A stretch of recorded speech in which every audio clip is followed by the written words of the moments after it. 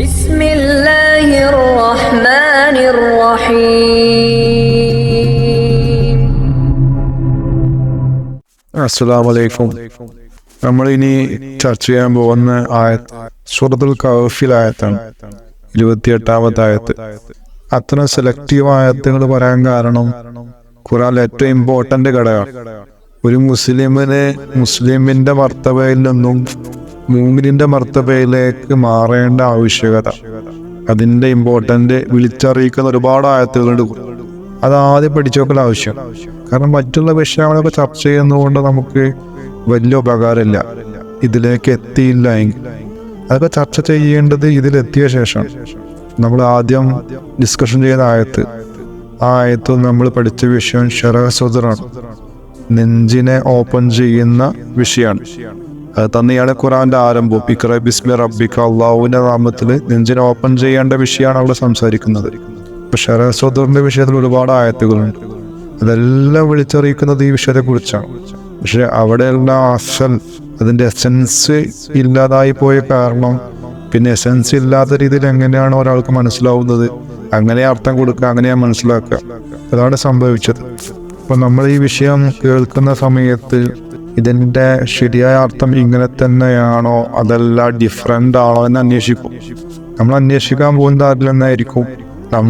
നമ്മളെ കണ്ണുകൊണ്ട്, കാതുകൊണ്ട്, നമ്മളെ ഹൃദയം കൊണ്ട്, ചിന്ത കൊണ്ട്, ബുദ്ധി കൊണ്ട് ആല്യമായി മനസ്സിലാക്കിയ ഒരാളിൽ നിന്നും നമ്മൾ അത് പഠിക്കാൻ ശ്രമിക്കും.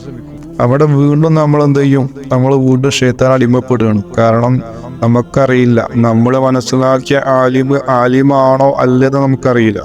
അതറിയാതെ നമ്മളെങ്ങനെ അവരിൽ നിന്ന് ഇൽമ് സ്വീകരിക്കുക? ഇത് ചിന്തിക്കുന്നില്ല മനുഷ്യൻ. ആലിമിനെ തിരിച്ചറിയാനും വേണം ഒരു ഇൽമ്. ആ ഇൽമും ആലിമിൽ നിന്നാണ് പഠിക്കേണ്ടത്. പക്ഷെ ആലിമ് പഴച്ചവനാണെങ്കിൽ അവന് പഴപ്പിക്കല്ലാതെ പിന്നെന്താ ചെയ്യാ?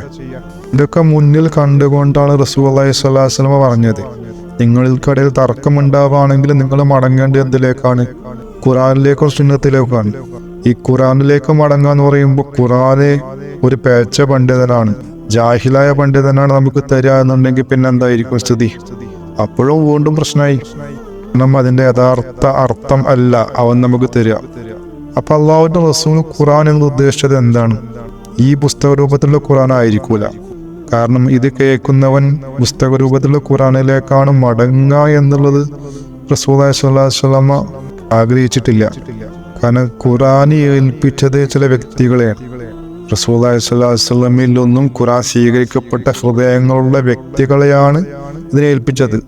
എന്ന കാര്യം അങ്ങനെയല്ല പോയത് എന്നതാണ് വിഷയം.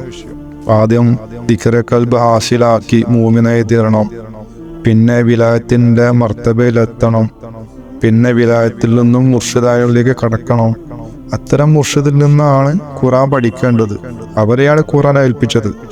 അവരാണ് ഖുർആന്റെ തഫ്സീർ നമുക്ക് തരേണ്ടത്.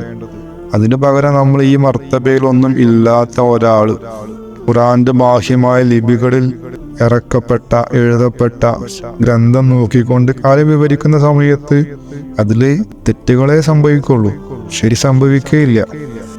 എന്നിട്ട് ദുന്യാവിൽ ഒരുപാട് ബിരുദങ്ങളെ പേരുകൾ അവരെ പേരിൽ ആഡ് ചെയ്തുകൊണ്ട് അവരെന്താക്കി മാറ്റി? ആട്ടിൻതോലണിഞ്ഞ ചെന്നായ്ക്കളാക്കി മാറ്റി. വളരെ ഗൗരവം പിടിച്ച വിഷയമാണ്. അപ്പോ തൗഫീഖുള്ളവർക്കെങ്കിലും ഈ കാര്യം മനസ്സിലാക്കാൻ വേണ്ടി മാത്രം പറയണം, നിങ്ങൾ ഖുർആനിലേക്ക് മടങ്ങണം. ആ ഖുർആനെ വിശദീകരിക്കുന്ന ആളിനെ നോക്കണം. ആരാണ് ഈ വിശദീകരിക്കുന്നവൻ എന്നുള്ളത് അവന്റെ ബാഹ്യമായ രൂപത്തിലേക്ക് നോക്കേണ്ടതില്ല. താടിയുണ്ടോ, വെള്ള ഡ്രസ് ഇട്ടിട്ടുണ്ടോ, തലപ്പാവ് ധരിച്ചിട്ടുണ്ടോ എന്നൊന്നും നോക്കേണ്ട ആവശ്യമില്ല. അവന്റെ നാവിലൂടെ പറയുന്ന ഇൽമിലേക്കും അല്ല നോക്കേണ്ടത്, അവന്റെ കൽബിലേക്കാണ് നോക്കേണ്ടത്. പക്ഷെ കൽബിനെ നമുക്ക് മനസ്സിലാക്കാൻ സാധിക്കൂല, കാരണം നമ്മൾ ആ അവസ്ഥയിലുള്ളവരല്ല. അപ്പൊ പിന്നെ നമ്മൾ രണ്ടാമത്തെ ഘട്ടത്തിലേക്ക് നീങ്ങേണ്ടി വരും. അപ്പൊ നമുക്ക് ഇസ്ലാം പഠിക്കേണ്ടതിന് നമ്മളെ നെഞ്ചനെ വിശാലാക്കേണ്ടി വരും. അതിനു മുമ്പ് നമ്മൾ ഈ ഒരു ഇൽമിന്റെ ബാഹ്യമായ ഉപകാരമുണ്ട്, അത് ബുദ്ധി വികസിക്കലാണ്. ആ വികസിച്ച ബുദ്ധി കൊണ്ട് നമ്മൾ ഈ കാര്യങ്ങൾ അവലംബം ആക്കണം. ഈ കാര്യങ്ങൾ നമ്മൾ പഠിക്കണം, വിശകലനം ചെയ്യണം. ആ സമയത്ത് അള്ളാഹുവിന്റെ സഹായം ഉണ്ടായേക്കാം. നമ്മൾ ആർക്ക് വേണ്ടിയും നമ്മളെ ചിന്തയെ എന്ത് ചെയ്യേണ്ട ആവശ്യമില്ല, ബ്ലോക്ക് ചെയ്ത് വെക്കേണ്ട ആവശ്യമില്ല. നമ്മളെ ബുദ്ധിയെ, അറിവിനൊന്നും നമ്മൾ ലിമിറ്റാക്കി വെക്കണ്ട, വിശാലമാക്കി വെക്കുക. എന്നിട്ട് അള്ളാഹുവിനോട് സഹായം ചോദിക്കേണ്ടത് ചോദിക്കുക. അത് നമ്മൾ ചോദിച്ചുകൊണ്ടിരിക്കുന്നുണ്ട്. 17 വട്ടം ചോദിക്കുന്ന അതാണ് നമ്മൾ ചോദിക്കുന്നത്. ഹിദായത്ത് ഫാത്തിഹ കൊണ്ട് ഉദ്ദേശിക്കുന്ന അതാണ്. നമ്മുടെ മനസ്സിൽ ഹിദായത്തിന് തേട്ടം ഇല്ല എന്നതുകൊണ്ടാണ് ആ ദുആ സ്വീകരിക്കാത്തത്. കാരണം നമ്മൾ ആൾറെഡി ഹിദായത്തിലാണെന്നുള്ള വിശ്വാസം കൊണ്ട് നമ്മൾ ഹൃദയം കൊണ്ട് ചോദിക്കുന്നില്ല, നാവ് കൊണ്ട് ചോദിക്കുന്നുണ്ട്. അതല്ലാത്ത രീതിയിൽ ഈ ഒരു കൺഫ്യൂഷൻ വിഷയം തീർക്കാൻ വേണ്ടി അള്ളാഹുവോട് സഹായം തേടുക. എന്നിട്ട് ഈ വിഷയത്തിലേക്ക് ബുദ്ധിനെ എന്ത് ചെയ്യുക, അയച്ചുവിടുക, ചിന്ത അയച്ചുവിടുക. നമ്മൾ കമ്പയർ ചെയ്യാം. ഈ ആയത്ത് കൊണ്ട് നമ്മൾ പറയുന്ന അർത്ഥമാണോ, അതോ പല കിതാബുകൾ എഴുതപ്പെട്ട അർത്ഥമാണോ, അതോ മുസ്ലിയാക്കന്മാർ പറയുന്ന അർത്ഥമാണോ ഫിറ്റ് ആവുന്നത് എന്നുള്ളത്. എന്നിട്ട് നിങ്ങൾക്ക് ഫിറ്റ് ആവുന്നുണ്ടെന്ന് ബോധ്യപ്പെട്ടതിലേക്ക് നിങ്ങൾ പോവുക. പിന്നെ അള്ളാഹുവിനോട് ഉത്തരം പറയേണ്ടത്. അതല്ല, നിങ്ങൾക്ക് ഞാൻ പറഞ്ഞ ഇവിടെ പറയുന്ന ആയത്തിന് ഇതാണ് അർത്ഥം ശരിയായിട്ട് വരുന്നത് ബോധ്യപ്പെട്ടിക്കണമെങ്കിൽ പിന്നെ നിങ്ങൾ ചെയ്ത ആത്മവഞ്ചനയാണ്. അത് നിങ്ങൾ സ്വയം ഉത്തരം പറയുക. പക്ഷെ ബോധ്യപ്പെടുത്തൽ നമുക്ക് ആവശ്യമാണ്, ചിന്തകൾ നിങ്ങൾക്ക് ആവശ്യമാണ്. ഇൻഷാ അല്ലാഹ് നമ്മളിപ്പോൾ പറയുന്ന ആയത്ത് സൂറത്തുൽ കഹ്ഫിന്റെ 28ാമത്തെ ആയത്താണ്.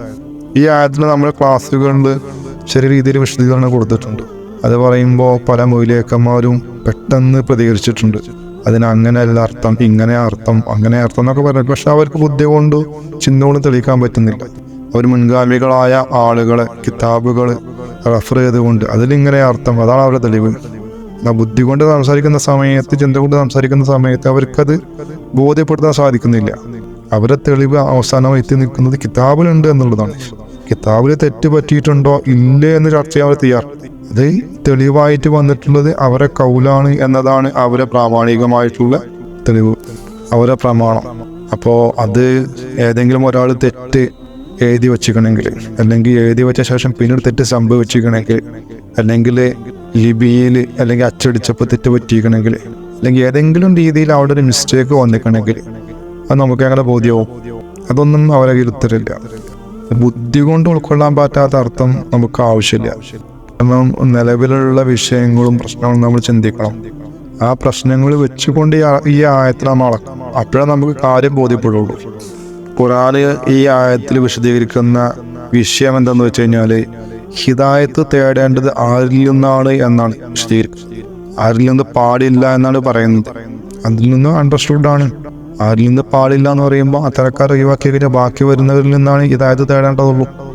ഇത് ഘട്ടം ഘട്ടമായി പോവേണ്ട ഒരു വിഷയമാണ്. ഖുർആനിൽ എല്ലാം എല്ലാവർക്കും ഉള്ളതല്ല.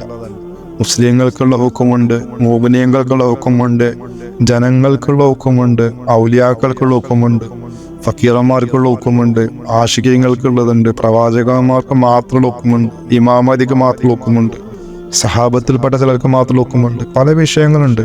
പക്ഷെ അത് വേർതിരിച്ചറിയാതെ നമ്മളെല്ലാം നമ്മളിലേക്ക് അപ്ലൈ ചെയ്യുന്ന സമയത്ത് അത് സാധിക്കാതെ വരും. ഇതൊക്കെ വിഷയമാണ്. അപ്പോൾ ഒരു ഡോക്ടറായ ഷെയ്ഖ്, പ്രവാചകൻ, അവരാണ് നിർദ്ദേശിക്കേണ്ടത് ഏത് പേർക്കാണ് എങ്ങനെയാണ് പ്രയോഗിക്കേണ്ടത്. ഇവിടെ ഹിദായത്തിലേക്ക് പോകേണ്ടവർ, ഹിദായത്ത് തേടുന്നവരെ എന്താ ചെയ്യേണ്ടത് അള്ളാഹ് വിശദീകരിക്കുന്നത്. വല തുത്തിഫ് മൻ അഗ്ഫൽന ഖൽബഹു എന്ന ദിക്റിന എന്ന് പറയുമ്പോൾ അള്ളാഹു ഉദ്ദേശിക്കുന്ന അർത്ഥം എന്താണ്? ഏതൊരുവന്റെ കൽബിനെ നമ്മുടെ ദിക്റിനെ തൊട്ട് നാം ഗഫലത്തിലാക്കിയിട്ടുണ്ടോ അവനെ നിങ്ങൾ അനുസരിക്കാൻ പാടില്ല എന്നാ പറയുന്നത്. ഇതേ പദങ്ങളിൽ ഇത്ര സിമ്പിളായി പറയുകയാണെങ്കിൽ കാര്യം വ്യക്തമാണ്. എന്നാൽ അവിടെ നമ്മൾ ഈ കൽബിന് പകരം ഹൃദയം എന്ന് പറഞ്ഞു കഴിഞ്ഞാൽ മനുഷ്യന്റെ ചിന്ത മറ്റൊന്നിലേക്ക് പോകും. സ്മരണ എന്നുള്ളത് ദിക്റിന് കൊടുത്തു കഴിഞ്ഞാലും ചിന്ത മാറിപ്പോവും. അപ്പൊ ദിക്റ് തന്നെ കൊടുക്കണം. കാരണം ദിക്റ് എന്നുള്ളതിന് ദീനിൽ ഒരർത്ഥമുണ്ട്. ആ അർത്ഥം പ്രയോഗിച്ചില്ല എങ്കിൽ നമ്മളെ ചിന്ത വേറൊന്നിലേക്ക് മാറിപ്പോവും. തെറ്റായൊരു വിശദീകരണത്തിലേക്ക് മാറാൻ സാധ്യത. ഇത് സൂക്ഷിക്കേണ്ടതാണ്. അപ്പം നമുക്ക് ഈ ഒരു ഭാഗത്തിൻ്റെ മാത്രം അർത്ഥം പറഞ്ഞിട്ട് അതിൻ്റെ മുകൾഭാഗം അടിഭാഗം നോക്കാം. ശരിക്കും ഇവിടെ അല്ലാഹു തആല ഉപയോഗിച്ച ഈ ആയത്തിൽ കൽബ് എന്നുള്ള പദമുണ്ട്. അത് ഒരിക്കലും അവിടെ നിന്ന് മാറ്റാൻ പാടില്ല. ഇപ്പോഴും അവിടെ വേണം. ദിക്ർ എന്നുള്ള പദമുണ്ട്, അതും മാറ്റാൻ പാടില്ല. അത് രണ്ടും വളരെ ഇമ്പോർട്ടൻ്റ് ആണ് ഈ ആയത്ത്. അത് അവിടെ നിന്ന് നമ്മൾ മറന്നു കഴിഞ്ഞാൽ, സംസാരത്തിൽ കൊണ്ടുവന്നില്ല എങ്കിൽ അതുകൊണ്ടുള്ള ഉപകാരം നഷ്ടപ്പെട്ടു പോകും. ഇപ്പൊ കൽബില്, അവന്റെ കൽബില് എന്തില്ല? ദിക്റിന, നമ്മുടെ ദിക്റില്ല. ദിക്ർ എന്നുള്ളത് കൊണ്ട് നമ്മൾ സ്മരണം എന്നുള്ളത് ചിന്തിക്കാതെ അള്ളാഹുവിന്റെ ദിക്ർ ഏതാണ്? അള്ളാഹ് പറയാണ് എന്റെ ദിക്ർ, നമ്മുടെ ദിക്ർ എന്ന് പറയുമ്പോൾ ആ ദിക്ർ എന്താണ്? ഏത് ദിക്റാവാം? അള്ളാഹുവിന്റെ ഏത് ദിക്റാവാം? അള്ളാഹുവിന് ഒരുപാട് നാമങ്ങളുണ്ട്. ആ നാമം കൊണ്ട് നമ്മൾ ദിക്ർ എടുക്കാറ്. അള്ളാഹുവിന്റെ അസ്മാഉൽ ഹുസ്ന 99 നാമങ്ങൾ അവന്റെ ദിക്റാണ്. എന്നാൽ 99 നാമങ്ങളാണ് അള്ളാഹ്ക്കുള്ളത്? അല്ല. പല ഹദീസുകളും വന്നിട്ടുണ്ട്. അള്ളാഹുവിന് 1000 നാമങ്ങളുണ്ടെന്നുള്ളത്. തൗറാത്തിൽ 300 നാമങ്ങൾ, ഇഞ്ചിയിൽ 300 നാമങ്ങൾ, സബൂറിൽ 300 നാമങ്ങൾ, ഖുർആനിൽ 99-100 നാമങ്ങൾ എന്നൊക്കെയുള്ള ഹദീസുകളുണ്ട്. നമ്മൾ മറ്റുള്ള മതക്കാരെ അള്ളാഹുവിൻ്റെ പേര് മറ്റ് ഭാഷകളിൽ വിളിക്കുന്ന സമയത്ത് അവരെ കളിയാക്കാൻ പാടില്ല, ആ നാമത്തിനെ പുച്ഛിക്കാനും പാടില്ല. ഒരു പക്ഷേ നമുക്ക് ഈ 99 നാമങ്ങൾ അറിയുള്ളൂ, ബാക്കിയുള്ള നാമങ്ങൾ ഏതെങ്കിലും ഒന്നാണെങ്കിലോ നമുക്ക് എങ്ങനെ ഉറപ്പിക്കാൻ പറ്റും? അപ്പം അതൊന്നും നമ്മൾ ശ്രദ്ധിക്കേണ്ട ആവശ്യമില്ല. അറിവില്ല എങ്കിൽ ആദരിക്കണം, ബഹുമാനിക്കണം, അവരെ കളിയാക്കാനും പാടില്ല. ദിക്റിന് ഉപയോഗിക്കുന്ന വാക്യങ്ങൾ, ആ വാക്യങ്ങൾ അള്ളാഹുവിൻ്റെ നാമങ്ങളാവാം, ഇനി കലിമകളാവാം. ലാ ഇലാഹ ഇല്ലല്ലാഹ് മുഹമ്മദ് റസൂലുള്ളാഹി എന്നുള്ളത് നമ്മളെ കലിമയാണ്. എല്ലാ പ്രവാചകന്മാർക്കും കലിമ ഉണ്ടായിട്ടുണ്ട്. 5 അസ്മകൾക്കും എന്തുണ്ടായിട്ടുണ്ട്? കലിമകൾ ഉണ്ടായിട്ടുണ്ട്. അവസാനത്തെ പ്രവാചകനായ മുഹമ്മദ് സല്ലല്ലാഹു അലൈഹി വസല്ലം തങ്ങളുടെ കലിമയാണ് ലാ ഇലാഹ ഇല്ലല്ലാഹ് മുഹമ്മദ് റസൂലുള്ളാഹ്. ഈ ലാ ഇലാഹ ഇല്ലല്ലാഹ് മുഹമ്മദ് റസൂലുള്ളാഹി ഖുർആൻ ഉപയോഗിച്ചത് എന്തിനോടാണ്? അത് കലിമത്തുൻ ത്വയ്യിബയാണ്, ഷജറത്തുൻ ത്വയ്യിബായിട്ട് ഉപയോഗിച്ചിട്ടുണ്ട്. അത് പടർന്ന് വലുതാകുന്ന ഒരു വൃക്ഷത്തെ പോലെ. അതിൻ്റെ വിത്ത് ഭൂമിയിലാണ്, ശാഖകൾ ആകാശത്തിലാന്ന് പറയുന്നുണ്ട്. അപ്പോൾ അതിൻ്റെ വിത്ത് എന്ന് പറയുമ്പോൾ നമ്മളൊരു വൃക്ഷത്തിൻ്റെ വിത്ത് നോക്കുന്ന സമയത്ത് നമ്മൾ വൃക്ഷം കാണുന്നില്ല, എന്നാൽ ആ വിത്തിൻ്റെ ഉള്ളിൽ വൃക്ഷമുണ്ട്, ഒളിഞ്ഞിരിക്കുന്നുണ്ട്. അതിനാവശ്യമായ സ്ഥലത്ത് കൊണ്ട് നിക്ഷേപിക്കുന്ന സമയത്ത്, അതിനാവശ്യമായ വളം കിട്ടുന്ന സമയത്ത് എന്തായി തീരും? ഓട്ടോമാറ്റിക്കായിട്ട് അതിൽ നിന്നും അത് പിളർന്നുകൊണ്ട് ചെറിയൊരു ചെടിയായിട്ട് വലുതായി വൃക്ഷമായി തീരും. ഇതേപോലെ തന്നെയാണ് ഈ ലാ ഇലാഹ ഇല്ലല്ലാഹ് മുഹമ്മദ് റസൂലുള്ളാഹി എന്ന് പറഞ്ഞു കഴിഞ്ഞാൽ ഇത് വലിയൊരു വൃക്ഷമാണ്. അതിൻ്റെ ശാഖകൾ ആകാശത്തെത്തും, പക്ഷെ അതിൻ്റെ വിത്ത് ഭൂമിയിലാണ്. ഈ കൽബ് എന്നുള്ള ഭൂമിയിലാണ് ആ വിത്ത് ഇടുന്ന കർഷകൻ ആരാണ്? ഷെയ്ഖാണ്. ഈ ഷെയ്ഖ് കൊണ്ടുവന്നുകൊണ്ട് ഈ വിത്ത്, അഥവാ ലാ ഇലാഹ ഇല്ലല്ലാഹ് മുഹമ്മദ് റസൂലുള്ളാഹിന്റെ വിത്ത് എന്താണ്? അള്ളാഹു എന്നുള്ള നാമാണ്. ഈ നാമത്തിന്റെ ഉള്ളിൽ ഈ കലിമ ഒളിഞ്ഞിരിക്കുന്നുണ്ട്. അതിനെ നമ്മൾ വിത്തിന്റെ രൂപത്തിലാക്കുമ്പോൾ അത് അള്ളാഹു എന്നുള്ള നാമാണ്. അതിൻ്റെ ഉള്ളിൽ അതുണ്ട്. അള്ളാഹു എന്നുള്ള നാമമാണ് ഷെയ്ഖ് മുരീദിന്റെ ഹൃദയത്തിൽ നടുന്നത്. അങ്ങനെ ഈ വിത്ത് നട്ടാൽ മാത്രം പോരല്ലോ, ആവശ്യമായ എല്ലാ സാഹചര്യങ്ങളും അതിന് കിട്ടണം. അതിന് വേണ്ട രീതിയിൽ വെള്ളം കിട്ടണം, വളം കിട്ടണം, മണ്ണ് ശരിയാവണം, കാലാവസ്ഥ അനുകൂലമാവണം. ഇതേപോലെ നമ്മൾ ദിക്റ് നമുക്ക് തന്നു കഴിഞ്ഞു കഴിഞ്ഞാൽ നമ്മളത് പണിയെടുക്കണം, നമ്മൾ പ്രാക്ടീസ് ചെയ്യണം, നമ്മൾ അഖീദ ശരിയാക്കണം, ആവശ്യമായ ഇൽമുകൾ നമ്മൾ കേൾക്കണം, അതനുസരിച്ച് നമുക്ക് ഈ വിത്ത് വളരാൻ അനുകൂലമാക്കി തീർക്കണം. അങ്ങനെ ഒരുപാട് കാര്യങ്ങൾ അതിന് അനുകൂലമായി വരണം. അങ്ങനെ ആവുമ്പോഴാണ് ഈ ദിക്റ് വലുതായിക്കൊണ്ട് മറ്റു ആത്മീയാവസ്ഥകളിലേക്ക് എത്തുന്നത്. ഈ വിത്ത് പിളർന്നുകൊണ്ട് ചെടിയായി തീർന്ന് പിന്നീട് വൃക്ഷമായി തീർന്ന് ചില്ലകളൊക്കെ ആകാശത്തിലേക്ക് വ്യാപിച്ച് പിന്നീട് പഴങ്ങൾ വന്ന് ആ പഴങ്ങൾ മറ്റുള്ളവർക്ക് ഭക്ഷിപ്പിച്ച് അങ്ങനെ ഒരു ജനങ്ങൾക്ക് ഉപകാരമായി തീർന്നു. ഇത് വളർന്നു വലുതാവുന്ന സമയത്ത് ഇതിനെന്തെല്ലാം സംഭവിക്കുമോ? ചെടിക്ക് ഏതെല്ലാം ശത്രുക്കൾ അതിനെ എതിരായിട്ട് വരുമോ? അതൊക്കെ എവിടെയും സംഭവിക്കും. അപ്പൊ അതെല്ലാം ഇവിടെയും അവിടെയും ഒരേപോലെ വരുന്ന കാര്യങ്ങൾ മാറുന്നു എന്ന് മാത്രം. അതിന്റെ തിയറി ഒന്ന് തന്നെയാണ്.